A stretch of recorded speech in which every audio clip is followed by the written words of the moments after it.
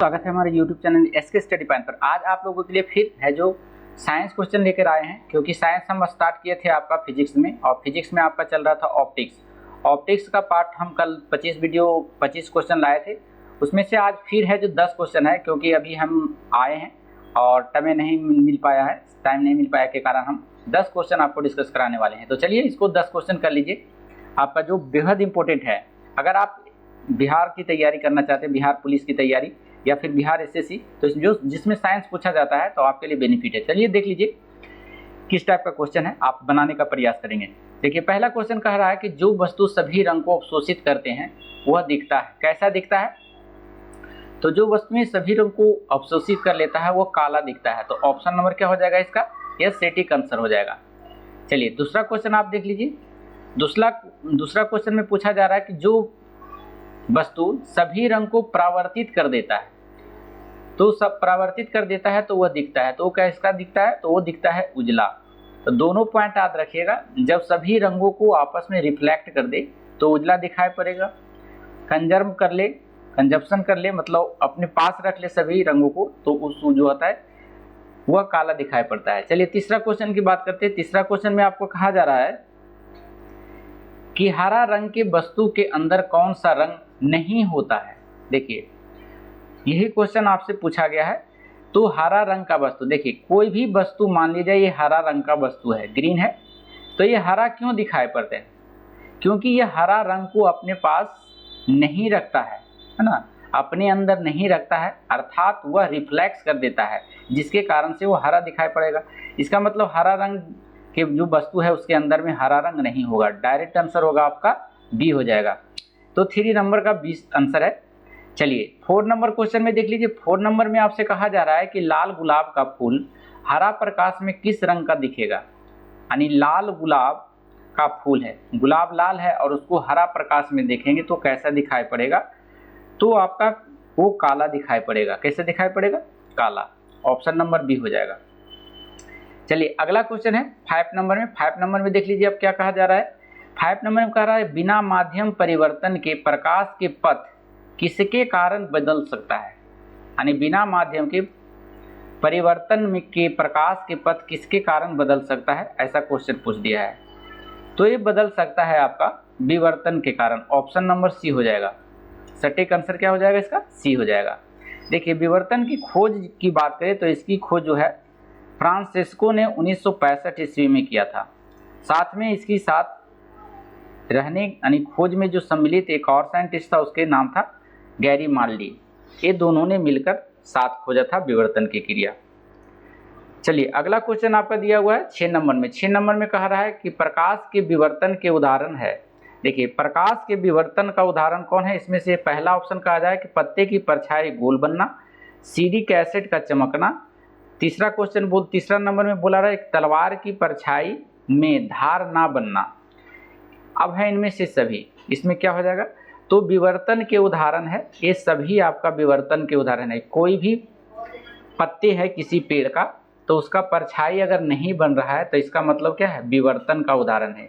क्योंकि जब प्रकाश जाती है, अब मान लिया जाए ये पत्ते है आपका, है ना, ये पत्ते तो प्रकाश इधर से जाके पीछे से मुड़ जाती है, पार निकल जाती है, तो प्रकाश की इस मुड़ने की घटना को विवर्तन कहते हैं। तो इस प्रक्रिया में है जो इसका परछाई नहीं बनेगा, तो वही विवर्तन का उदाहरण है। साथ ही वही सिलिक एसिड का चमकना, ये भी विवर्तन का उदाहरण है।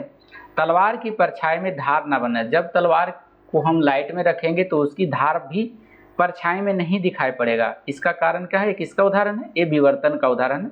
तो ये सभी आपको याद रखने हैं। तो इनमें हो जाएगा डी आंसर हो जाएगा, सभी हो जाएगा। चलिए अगला क्वेश्चन 7 नंबर में। 7 नंबर में आपसे पूछा जा रहा है कि जब प्रकाश विरल से सघन में जाती है तो परिवर्तन होता है। क्या परिवर्तन? बहुत ही इंपॉर्टेंट क्वेश्चन है, क्योंकि रेयर टू डेन और डेन टू एयर, ये क्वेश्चन मैक्सिमम एग्जाम में पूछा जाता है। तो यहाँ से फिर से देख लीजिए, जब प्रकाश विरल से सघन में जाती है तो परिवर्तन होता है। क्या परिवर्तन होता है? वेग परिवर्तन होता है, तरंग परिवर्तन होता है, आवृत्ति परिवर्तन होता है कि दोनों? तो देखिए जब विरल से सघन में जाता है, विरल मतलब होता है कुछ हल्का पदार्थ, सघन माने कुछ भारी पदार्थ होता है।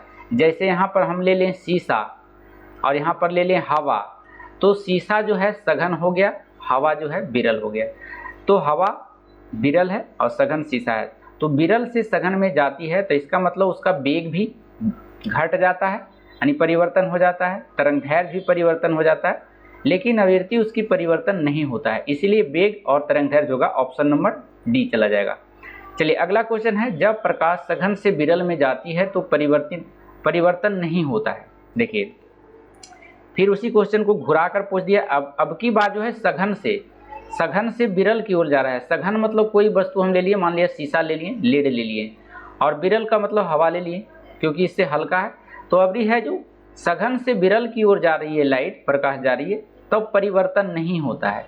अभी बताएं कि उसमें वेग परिवर्तन हो जाता है, आवृत्ति परिवर्तन नहीं होता है। अभी इसके पहले वाले क्वेश्चन में बताए थे, तो इसका सटीक आंसर आवृत्ति हो जाएगा, क्योंकि वेग परिवर्तन हो जाता है, यानी इसमें बढ़ जाता है और तरंगदैर्घ्य भी बढ़ जाता है, लेकिन आवृत्ति इसमें कोई बदलाव नहीं होता है, इसीलिए इसका आंसर सी हो जाएगा, 8 का सी हो जाएगा। चलिए 9 नंबर में देखिए, 9 नंबर में कहा जा रहा है कि हवा का अपवर्तनांक, यहाँ पर देख लीजिएगा, ना कर लीजिएगा, हवा का अपवर्तनांक होता है, कितना होता है? तो आप लोग इसको बना करके देखते हैं, जब भी हवा का अपवर्तनांक पूछा जाता है तो हवा का अपवर्तनांक 1 होता है, ऑप्शन नंबर ए। तो सीधी याद रखिएगा कि हवा का जो अपवर्तनांक होता है, म्यू होता है, वह 1 होता है। चलिए अगला क्वेश्चन आपका दिया हुआ है और अंतिम क्वेश्चन है 10 नंबर का क्वेश्चन। कहता है हीरा का अपवर्तनांक कितना होता है? हीरा का अपवर्तनांक कितना होता है? तो हीरा का अपवर्तनांक 2.4 होता है, ऑप्शन नंबर सी। तो इसी के साथ जो है आपका आज का चैप्टर आपका खत्म हो गया। कल का जो चैप्टर आएगा वह आपका लेंस से आधारित रहेगा, अवतल लेंस, उत्तल लेंस। तो हमारे साथ बने रहेंगे अगर आप तैयारी करना चाहते हैं एसएससी और फिर बिहार पुलिस, जिसमें आपको साइंस पूछा जाता है, तो यहाँ से आपको बहुत बेनिफिट होने वाला है, क्योंकि एसएससी का जो है 25 नंबर का साइंस पूछा जाता है उसमें। बाकी इसका रीजनिंग क्लास हम प्रॉपर ले ले हैं। आज किसी कारण से आज रीजनिंग का वीडियो आपके पास नहीं पहुँच पाया, अगले दिन से आपके पास पहुँच जाएगा, तो आप लोग चिंता ना करें। और यह वीडियो लेट से जा रहा है, इसलिए इसे देखने का भी जरूर प्रयास करेंगे, टाइम मिले तो, और अपने पास दोस्तों के पास शेयर करने का प्रयास करें। तो फिर मिलते हैं ऐसे ही 25 नंबर साइंस कल वाले वीडियो में। जब तक के लिए धन्यवाद। Thank you so much. Thank you for watching.